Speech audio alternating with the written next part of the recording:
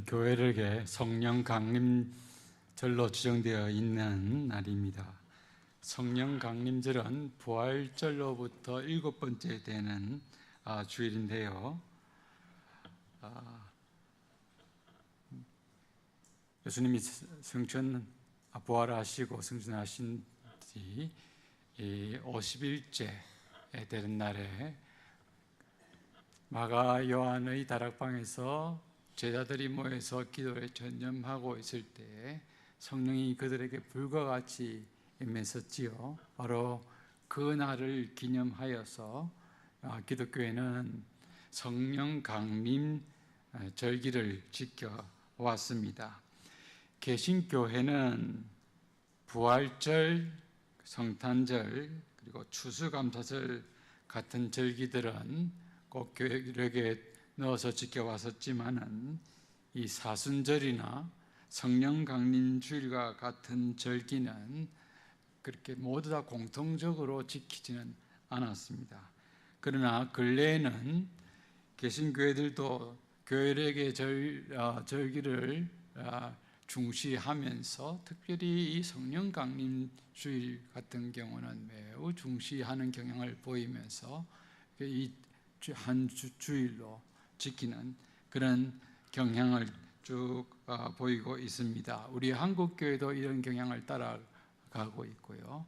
우리 교단의 많은 목사님들도 이 성령 강림 주일을 중시하면서 지키는 것을 제가 보고 있습니다. 성령 강림 사건은 복음 전파와 교회 부흥을 가져오게 된 결정적인 사건이었기 때문에 더욱더 그러한 것이지요. 오늘 저는 이 성령 강림절에 우리 성도님들과 함께 성령의 사역과 또 성령의 인도를 받게 되면은 어떠한 삶을 살게 되고 어떤 변화가 일어나게 될 것인가 하는 것을 오늘 읽은 본문을 통해서 함께 살펴보려고 합니다. 예수님께서는 십자가를 지시기 전에 제자들에게 설교를 마지막으로 쭉 하셨는데요. 당부도 하시면서 흔히 그것을 가리켜서 고별설교, 고별강화라고 합니다. 이것이 요한복음 14장에서부터 17장에 걸쳐서 길게 기록이 되어져 있습니다. 14장에 보면 예수님께서 곧 당신이 하나님 아버지께로 돌아가게 될 것이다, 처소를 예비하러 간다 하면서 14장의 시작을 하지요. 그리고 난 뒤 많은 가르침을 하고 난 뒤 특별히 그 가운데서 성령님에 관해서, 보혜사 성령에 관해서 언급을 많이 하시고, 내가 아버지께로 돌아가게 되면은 보혜사 성령을 너희에게 보내겠다라는 말씀을 하시고, 오늘 읽은 본문에서는 그 말씀을 반복하신 뒤에 그 보혜사 성령이 이 땅에 오면 어떤 사역을 하게 될 것인가 하는 것을 가르친 바가 있습니다. 오늘 저는 이 본문에 기록된 것을 기초로 하여서 한 세 가지로 성령의 사역을 정리해서 말씀드리려고 합니다. 예수님이 말씀하신 성령의 사역의 첫 번째는 책망하는 사역입니다. 보혜사 성령이 이 땅에 오시면은 죄의 심판에 대해서 세상을 책망하시겠다라고 말했습니다. 여러분, 여기서 책망이라는 말은 헬라 원문에는 엘렌코라는 단어가 쓰여있는데, 이 단어는 좀 정확하게 직역을 한다고 하면은 고소하겠다는 겁니다.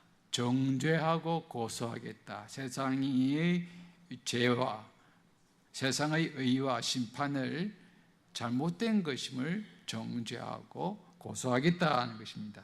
먼저 죄에 대한 정죄 책망입니다. 9절에 보면은 죄에 대하여라 하면 그들이 나를 믿지 아니함이요 라고 말합니다.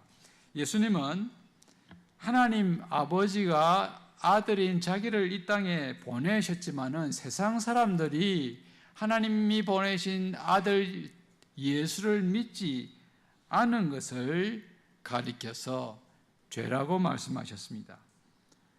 요한은 일찍이 1장에서부터 세상 사람들의 이런 모습을 다른 식으로 표현을 했는데요, 우리들이 잘 아는 표현입니다. 9절에서 11절에 걸쳐서 참빛, 곧 세상에 와서 각 사람에게 비추는 빛이 있으나니 그가 세상에 계셨으며 세상은 그로 말미암아 지은 바 되었으나 세상이 그를 알지 못하였고 자기 땅에 오매 자기 백성이 영접하지 아니하였으되라고 했습니다. 세상 사람들은 예수를 영접하지 않았다. 다른 말로 하면 믿지 않고 거부하고 오히려 예수를 십자가에 못 박혀 죽였다 하는 것입니다.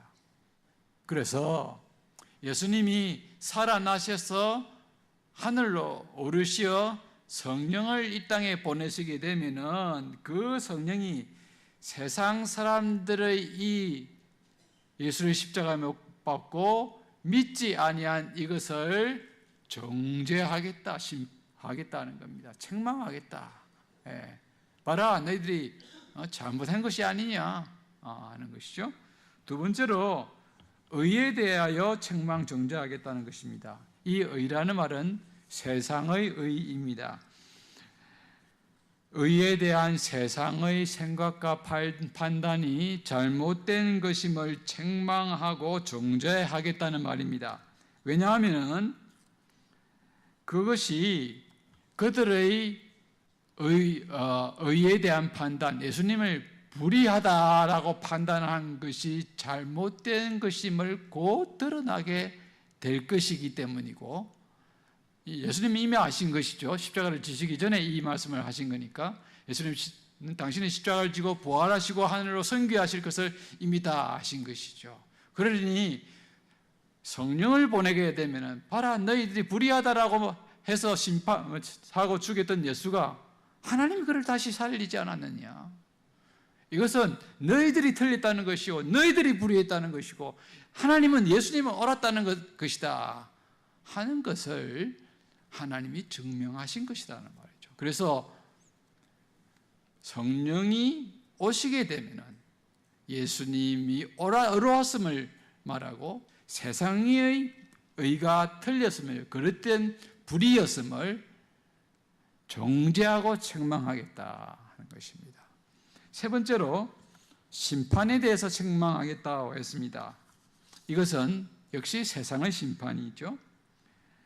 왜 세상의 심판에 대해서 책망을 한다고 했습니까? 이미 성령이 오시기 전에 이 세상 임금이 심판을 이미 받았습니다. 어떻게 해요? 예수님이 십자가에서 사망의 권세가 죽으시고 부활하심으로 사망의 권세를 깨뜨렸을 때 이 세상 임금의 사탄의 척추뼈를 부러뜨리시고 그 심판이 잘못된 것임을 주님이 심판하신 것이죠. 그래서 예수님이 승천하셔서 이제 보혜사를 이 땅에 보내시게 되면은 이 세상 임금의 심판을 책망할 것이라 했습니다. 여기서 세상 임금이라는 것은 사탄을 가리키는 것이죠. 이미 히브리서 기자가 여기에 대해서 언급을 한 바가 있습니다. 예수님이 2장 14절에 보면 죽음을 통하여 죽음의 세력을 잡은 자 마귀를 멸하셨다라고 히브리서 2장 14절에 말하고 있습니다. 이게 심판인 것이지요. 그래서 요약하자면 주님이 말하시는 이 성령이 하게 될 사역은 세상을 심판하는 것인데, 사람들에게 그들의 믿지 않은 죄를 정죄하고 책망하고 그들의 불의함에 대해서 고소하고 책망하고, 그리고 예수의 십자가 죽음과 부활로 이미 세상 임금은 사탄을 심판하고 앞으로 마지막 심판 때에 최종적으로 마귀를 지옥불에 쫓아낼 것임을 성령이 오시면 선포하고 가르치겠다 하는 것입니다. 그렇다면 오늘 우리 성도들이 또 만약 성령의 인도를 쭉 충만히 받고 임재를 체험하게 되면은 세상의 죄, 세상의 의, 불의죠. 이 세상의 잘못된 판단과 심판들에 대해서 책망할 수 있게 되는 것입니다. 정죄할 수 있게 되는 것입니다. 끌려가는 것이 아니라. 둘째로 예수님이 말씀하시는 성령의 사역은 진리로 그의 성도들을 인도하는 사역입니다. 13절에 이것이 기록되어 있는데요. 성령이 오시면은 그 성령은 바로 진리의 성령이고, 진리의 성령이 오시면 우리를 진리 가운데로 인도하겠다 했습니다. 여러분, 예수님은 이 땅에 공생애를 사시면서 많은 말씀을 하실 때 특별히 요한복음에서는 강조하는 것이 많습니다. 요한복음에 보면은 생명, 영생 이런 표현들이 많이 나오고, 진리, 믿음, 하나님의 아들 안에 영생이 있다, 이런 표현들이 다른 복음서에는 강조되지 않은 것이 많이 등장을 하는데요. 이것이 이제 요한복음의 특징인데, 특별히 이것을 이제 학자들은 헬라 보면 1인칭 문장으로 에고 에이미, 영어로 I am, 나는 무엇이다 하는 식으로 강조를 많이 하고 있습니다. 에고 에이미 이 포뮬러라고 말을 하는데요. 나는 누구이다. 나는 내가 곧 길이요, 진리요, 생명이다. 이런 일형식 문장으로 강하게 주님이 강조하는 내용들이 많습니다. 주님 자신이 스스로를 진리라고 했습니다. 진리이신 주님이 보내신 영인 성령은 진리의 영이죠. 그 진리의 영이 이 땅에 오시면 우리 성도들을 어떻게 합니까? 우리를 진리로, 진리이신 예수께로 인도한다는 것입니다. 여러분, 우리들은 예수 그리스도가 하나님의 아들이요 우리의 구원자이심을 믿지요? 예. 그런데 우리가 어떻게 믿게 되었지요? 우리가 믿고 회개하고 주님을 나의 구주로 고백하게 된 것 같지만은 실제로는 우리가 믿은 게 아니에요. 성령이 우리의 마음에 역사하셔서 우리를 믿게 만드시는 거예요. 만세전에 하나님께서 그의 선하고 불변하시고 어떤 것에 조건 지어지지 아니하시는 자유로운 주권적인 작정 가운데 우리를 구원하시기로 작정하시고, 웨스트민스터 신앙고백서 3장에 나오는 하나님의 영원 작정입니다. 그래서 때가 되매 성령을 우리에게 보내셔서 이미 돌같이 굳은 마음, 하나님을 등진 인간에게 있는 이 돌같이 굳은 마음을 살같이 부드럽게 만드셔서 말씀이 진리가 우리에게로 전해지고 지나가게 될 때에 우리가 거기에 대해서 등지지 아니하고 반응하면서 그 말씀을 받아들이게 하셨습니다. 내가 믿은 것이 아니에요. 하나님이 성령으로 우리를 거듭나게 하시고 믿게 하신 거예요. 우리는 흔히 말할 때 믿고 중생하게 되었다 하는데, 사실은 엄밀하게 논리적으로 말하면 그 말은 맞는 말이 아니에요. 우리가 중생이 먼저고 믿게 되는 거예요. 왜? 그러면 믿고 내가 중생하게 되면요, 내 공로로 거듭나게 되는 그처럼 돼요. 아니에요. 하나님께서 구원 주기로 작정한 사람의 마음을 움직이시고 성령으로 하나님의 말씀이 올 때 그 말씀에 나는 죄인으로서이다 하고 고백하면서 형제 어찌할꼬 하고 회개하고 그것을 의지하면서 가게 만드신단 말이에요. 이게 성령의 역사입니다. 성령이 우리에게 임하게 되면은 근본적으로 우리를 회개하게 만듭니다. 근본적인 회개라고 그래요. 그래서 근본적인 믿음을 갖게 되는 것이죠. 이게 우리 거듭남의 불가항력적인 저항할 수 없는 하나님의 은혜예요. 하나님이 은혜 주십니다.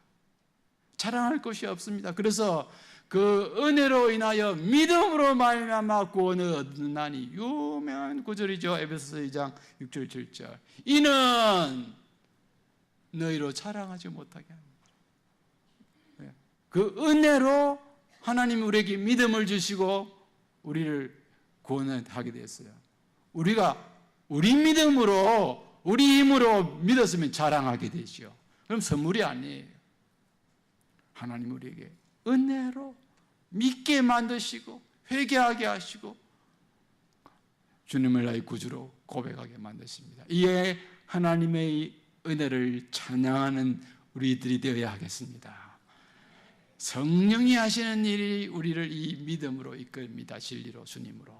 그런데 이게 근본적인 믿음을 갖고 난 뒤 성령이 우리 안에 계속 내주하게 되면 어떻게 되느냐? 이 성령은 자꾸 우리를 진리 가운데로 자꾸 나아가게 이끌고 인도하십니다. 성령이 우리한테 거하면 자꾸 말씀을 듣고 싶고 말씀을 기억나게 하고 말씀의 하나님의 은혜, 구원, 대속, 자비 이런 말을 들으면 눈물이 나고 감격하게 되고 하나님 감사합니다. 이 들어온 나를 위해서 이런 감격이 주님을 위해서 살고자 하는 마음을 일으킵니다. 이게 성령이 하시는 일이에요.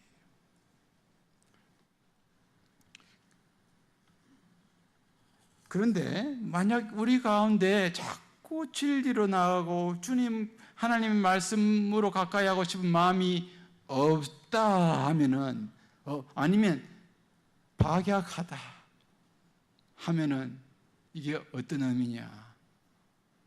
우리 안에 성령이 우리를 온전히 지배하기보다는 내 자아가 나를 자꾸 지배하고 이끌고 가는 것이 아니냐. 나의 욕심으로 가득 찬 이 자아가. 성도 여러분, 오늘 우리들의 모습을 한번 돌아보십시다. 우리는 어떻게 지내지요? 정작 매일 성경 두세 장 읽을 시간 별로 없지요. 마음의 여유가 없습니다. 너무나 바빠서 들어야 하고 봐야 할 것들이 너무나 많습니다. 재미있는 볼거리들이 너무나 많고 재미있는 소리들이 너무나 많습니다. 성경 읽을 시간 마음의 여유는 없지만은 스마트폰은 다 열어놓고 있습니다. 늘 클릭하면서 컴퓨터 앞에 앉아있고 스마트폰을 펼치고 넘기면서 우리는 지나고 있습니다. 이것도 하지 않으면 뭔가 허전하지요. 불안합니다. 어쩌면 이런 우리의 모습은 성경의 말씀의 인도가 아닌 스마트폰의 인도, 성령의 안내가 아닌 핸드폰의 지도 가운데서 살아가고 있음을 말해주는 것이 아닌지요. 성도 여러분, 이 모습을 대수롭지 않게 가볍게 생각해서는 안 됩니다. 이것은 실제로 우리가 주의 말씀이 아니라 세상의 소리, 세상의 지혜, 세상의 데이터, 세상의 경험에 의존하고 더 중시해서 살아가고 있다는 것을 말해주는 증거인지도 모릅니다. 실제로 우리가 진리의 말씀으로를 자꾸 채우고 안내를 받지 않으니 세상의 지혜와 경험과 지식에 자꾸 지도를 받으면서 가르침을 받으며 가게 되는 것이지요. 오늘 우리 사회는 기본적으로 다원주의 사상과 문화의 기초에 있습니다. 이 시대의 지배 이데올로기입니다. 문화적인, 도덕적인 상대주의이지요. 쉽게 말하면은 이것도 옳고 저것도 옳다. 이것도 좋고 저것도 좋다. 단지 다를 뿐이지만 다를 뿐이고 나름대로 다 좋은 것, 옳은 것 갖고 있다. 이것은 지성인들에게 의해서 관용주의, 관용적 태도, 톨레랑스란 미명과 명분으로 포장되어 자꾸 이렇게 재생산되고 유통되고 있습니다. 그러나 이것은 그 본질은 상대주의입니다. 하나님의 말씀을 진리로 인정하지 않고 절대적인 진리로 받아들이지 않겠다는 그런 사탄의 고도한 영향력입니다. 성경이 아무리 하나님께서 동성애를 가정한 것으로 여긴다라고 말을 해도 이 시대의 사람들은 그 하나님의 말씀보다도 하나님의 나라를 유업으로 받지 못할 것이다라고 하더라도 그것보다는 동성애는 타고난 거고 동성애는 때로는 어렸을 때 형성되는 거고 때로는 그것을 자기가 선택하지 않아도 주어진 거고 때로는 그것은 다른 형태의 성적인 표현일 뿐이다. 실제로 동성애하고 있는 사람들의 이야기를 많이 들으면서 봐라 이것이 이 사람 우리가 똑같은 사람인데 이렇게 하면서 관용, 다양성, 소수자의 인권 이런 것을 포장하면서 사회과학자들과 이 생물학자들의 이 데이터와 지식을 동원하면서 그것을 정당화하려고 합니다. 성도 여러분, 하나님의 말씀의 인도함을 받지 못하고 무장하지 못하면은 자꾸 도덕적인 상대주의로 빠지게 됩니다. 그렇게 되면은 결국은 하나님의 진리를 부끄럽게 여기는 상태에 이르게 되고 나중에는 침묵하게 합니다. 다른 사람이 다 그렇게 말하지 않으니 하나님의 진리의 말씀을 말하려고 하니까 부끄러운 것이죠. 이거 말했다가는 사람들에게 왕따 당하는 것이 아닌가 하는 생각이 들기 때문입니다. 침묵하는 것이죠. 침묵하니 반대의 사람들은 그 침묵하는 사람을 반대하지 않고 찬성하는 것으로 몰아갑니다. 그러니 3대 97의 싸움에서 1대 97의 싸움에서 1과 99가 지는 거예요. 여러분 지금 동성애자들은 0.5%로 3%에서 5%로 봅니다. 우리나라에서. 그러나 동성애 찬성 운동을 하는 사람들이 한 10%는 됩니다. 열렬하게 하는 사람들이 동성애자들이 아닌 사람이 동성애 운동을 하는 거예요. 이거 잘 아셔야 합니다. 하나님의 진리를 대적하고 싶은 생각이 이 반항한 인간들에게 있는 거예요.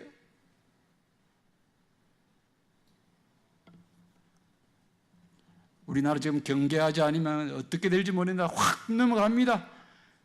군 형법에서 동성애를 처벌하는 그 군대 내에서 군기관을 문란하고 저들을 약화시키기 한다는 차원에서 군 내에서 동성애는 형법으로 지금 처벌을 하도록 되어 있는데 이것이 기본법에 어긋나는 것이다라고 헌법재판소에 위헌 신청을 내어서 3번이나 판단을 했습니다. 이것은 합헌이다. 형법 처리하는데. 여러분 그런데 지금 그게 국민의 70%, 80%는 이것을 반대하지만은 법관들은 지금 3번째 판단에서 5대 4였습니다. 4대 3였는지 5대 4였어요. 이제 한 명만 넘어가면은 완전히 세상이 달라지게 됩니다.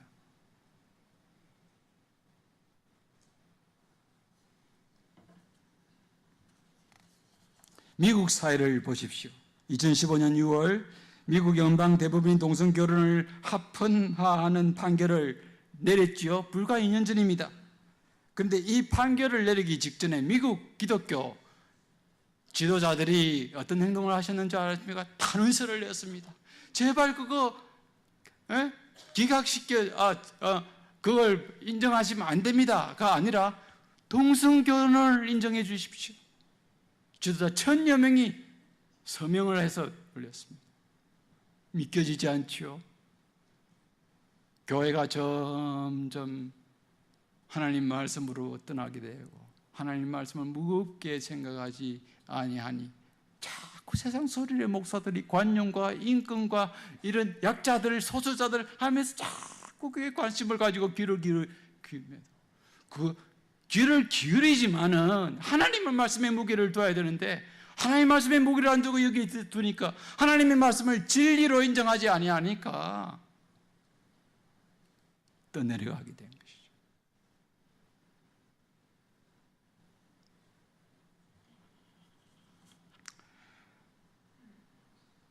여러분, 하나님 말씀을 무겁게 생각하고 말씀을 우리를 무장하지 않으면 세상 사람들이 제시하는 그럴듯한 논리, 관용, 소수자 인권, 자유, 다양성 존중, 다름, 선택의 자유 이런 가치를 더 앞세우게 됩니다. 가만히 내두지 그렇다고 해서 대다수가 반대하는데 그 사람 좀 하도록 내버려두지 천만에요. 앞으로 이거 가만히 내두면 법이 만들어지기는 힘드니까 자꾸 사법적인 판단을 내리는 겁니다. 그건 쉽게 할 수 있거든요. 사법적인 판단. 이 법이 바르게 내려지면 완전히 새로운 세상이 나옵니다. 반대하는 말하면 처벌을 받게 됩니다. 차별 행위를 하는 것이라고요. 진리에 대한 자신이 없고 진리에 대한 무장을 하지 않으니 그럴 수도 있지. 교회가 지금 한국 교회는 좀 경성해야 됩니다. 유럽 교회가 다 넘어갔습니다. 진리의 말씀을 붙잡지 않으니 교회가 바로 변했습니다. 이슬람 사원화되어 가고 있습니다. 미국 마찬가지입니다.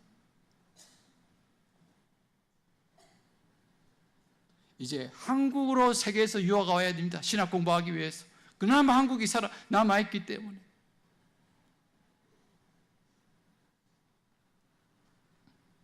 여러분, 우리 교회는 깨어서 하나님의 진리를 굳게 붙잡고 우리 진리로 무장해야 됩니다. 성령이 교회에 역사하게 되면 성령으로 이끌림을 받는 교회들은 진리로 나아가게 되어 있습니다. 우리 교회는 어떤 교회입니까? 모든 사람들이 다 신사 참배하는 거 국가의 의례다라고 하면서 정당화하고 했지요. 우리는 아니요, 일개병 외치다가 옥에 가서 옥구를 치려고 순교하고 하는 그 우리의 선배 목사님들이 성도들이 나와서 만든 교단이 아닙니까? 진리를 굳게 붙잡는 교회. 우리 대한교회는 성령이 가득 역사하여서 이전보다 더 말씀을 사랑하고 진리를 가까이 하고 진리 안에 거하고 진리를 다른 사람에게 전해주는 그런 교회가 되기를 바랍니다.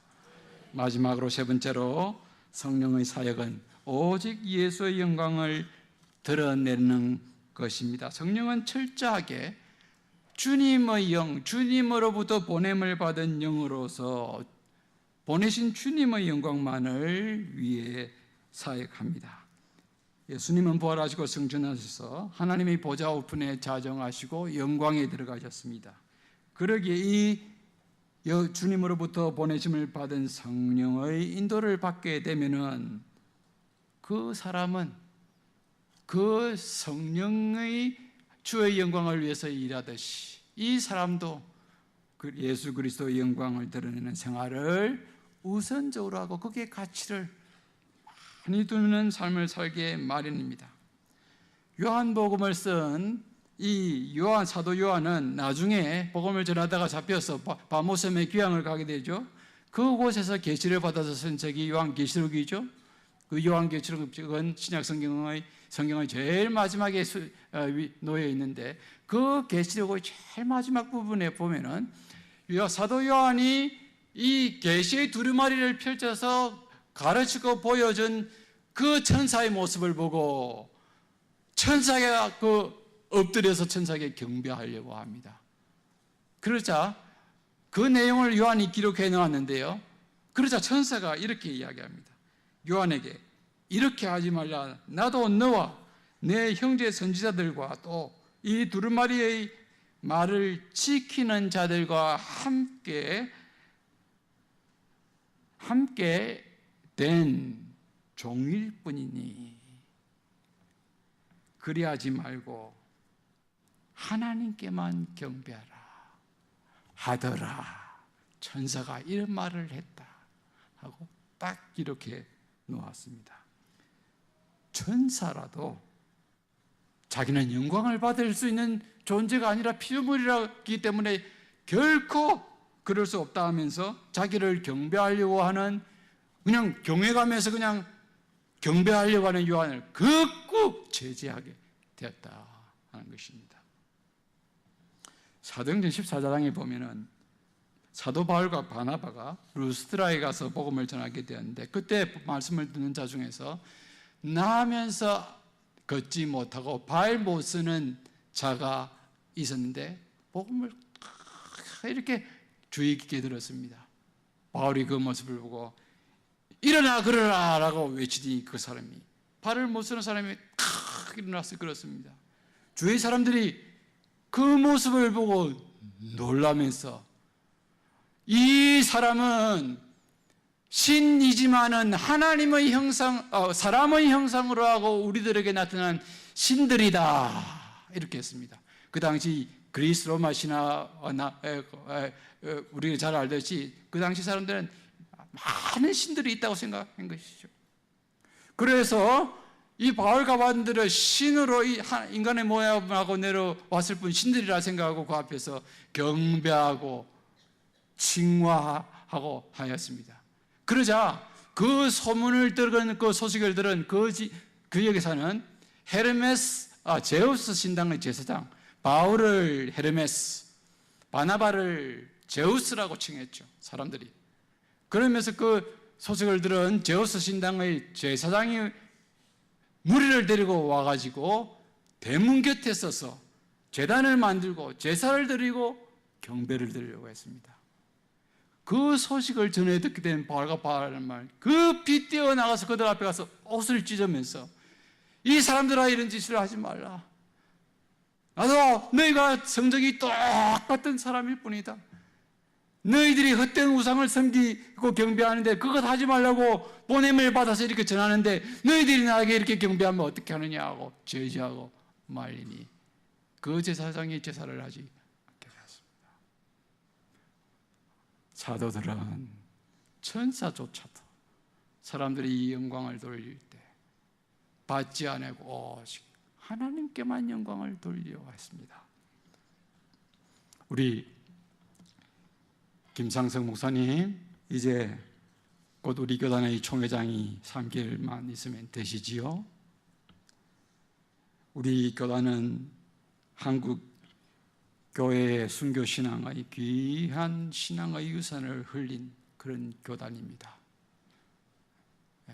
우리 교단은 지금 소위 한국에서 교인 수로 따지면은 10손가락 정도밖에 되지 아니하는, 채들지 못하는 숫자입니다만은, 그러나 우리 교단은 어디를 가도 다른 교단 교회 목사님들이 다르게 취급합니다. 무슨 일이 있으면 꼭 맞으면 고신교회는 하면서 물어봅니다. 외국에 나가도 마찬가지입니다. 왜요?